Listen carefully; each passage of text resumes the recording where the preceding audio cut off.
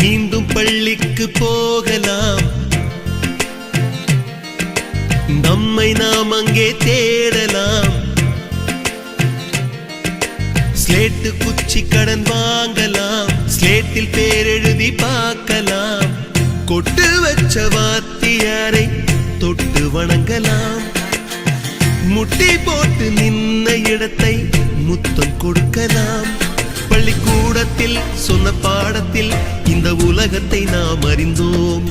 அன்னை மடியென நம்மை தாங்கிய இந்த பள்ளியை ஏன் மறந்தோம்? மீண்டும் பள்ளிக்கு போகலாம், நம்மை நாம் அங்கே தேடலாம்.